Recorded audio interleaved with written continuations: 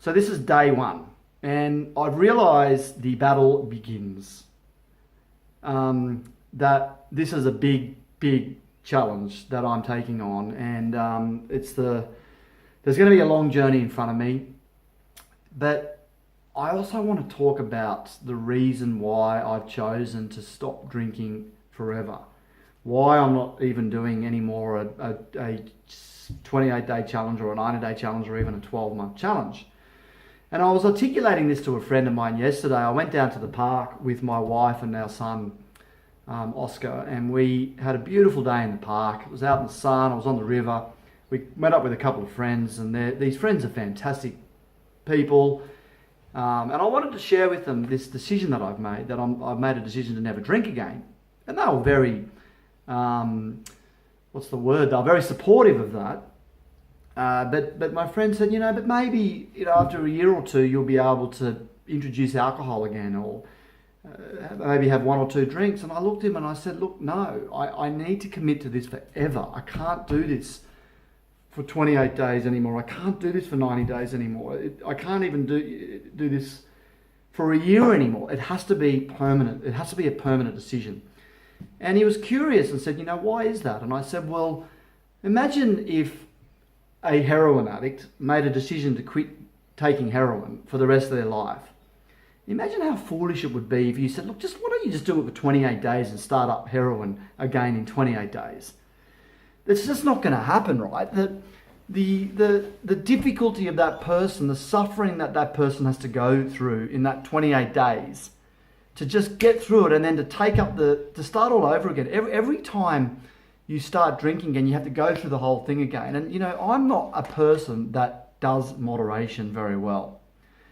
I have been drinking since the age of 13 years of age. I would have been by far the biggest drinker in the year that I had at school. I was probably one of the first people to get into alcohol. I was probably the ringleader that got my friends into alcohol in many cases. And I'm not proud of that. At the time, I probably was. But I became a big drinker, and it was never just a couple. It was, let's drink to get drunk. And I absolutely loved it. It was brilliant. I become very happy not drinking, and I get a really big kick out of it. But this just became the way that I did alcohol. It was through school, and then into my year after school. I had a year in Scotland through to university. It was big sessions. It was drink until you get wasted, binge drinking. And this just carried forward into my years following university, all the way up till really the last 8 or so years, where I've realised it's become a problem, where it hasn't been anywhere near the enjoyment factor that what it was when I was younger, and it's taken my light away. You may not be able to sense or see it, but even putting the energy behind this video is an effort for me, and that's because of the effects of alcohol, the destruction that's done on the inside of my stomach, the lights it's dim, all the things that it's taken away from me. And if I was to look at drinking one drink, I've probably drunk just one drink probably 10 times in my life. And the reason I've only done that is because I forced myself to do it, because I was probably really hungover at someone else's party where I consumed a drink just to be polite. So I don't do one drink. I don't enjoy one drink. I don't enjoy moderation. I don't know about you, but I don't see the sense in it.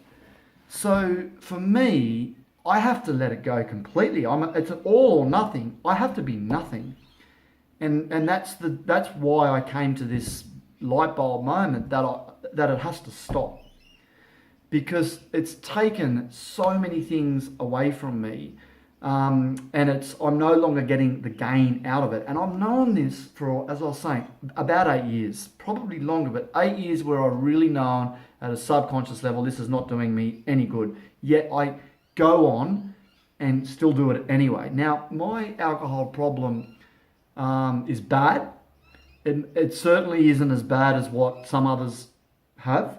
And I haven't been to Alcoholics Anonymous or anything like this, because I don't like referring to myself as an alcoholic. I'll talk about this in a future video, but I know I've got a problem, and I've got a problem because if I crack a bottle of wine, I will not stop until I've finished it. I don't want to stop until I finish it. In fact, I'm on my first glass thinking of my second whilst drinking my first. I'm not even present enjoying the first. And when I'm on the second, I'm not even thinking of the third, I'm thinking of the fourth. And then I'm calculating in my head, how do I crack open another bottle without getting caught, by my wife or getting found out?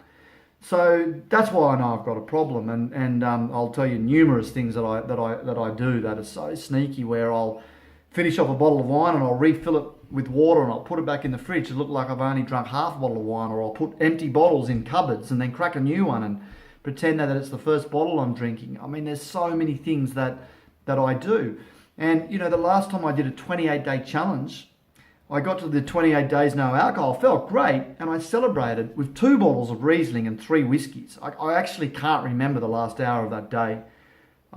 So I celebrated by getting smashed, and then I go off and ruin the next 5 days because I felt so horrible from all the amount I drank and then all the shitty food that I ate in the oncoming days. So the thought of doing moderation is not going to happen. The thought of giving myself 28 days and going back to it can no longer happen. The thought of doing 90 days, 360 days, can't happen. I have to make this commitment. It's never again. And I really hope that if you're listening to this or watching this, that if you are a similar personality to me, this all or nothing person, and you've come this far where you also realize from a subconscious level it's not serving you anymore, it's not allowing you to play at the level that you're born to play at, then I welcome you to participate in this video series, because I am going to share my story, warts and all, and I'm going to be really vulnerable on this journey and record my ups and downs, my cravings, and I'm doing this for me. I'm doing this so I can get out of my world, my demons, if you like. And that's why I've turned this The Battle Begins, because now's the time for me to face my shit without using alcohol to numb it, without using alcohol to celebrate when things go well, to commiserate when things go poorly, to smash myself when I catch up with friends, to hit the bottle when I catch up with my family. Like, it's everywhere in my life and it's got to stop. And if it doesn't stop, I know I'm going to die. That's the black and whiteness of where I'm at. So the battle begins.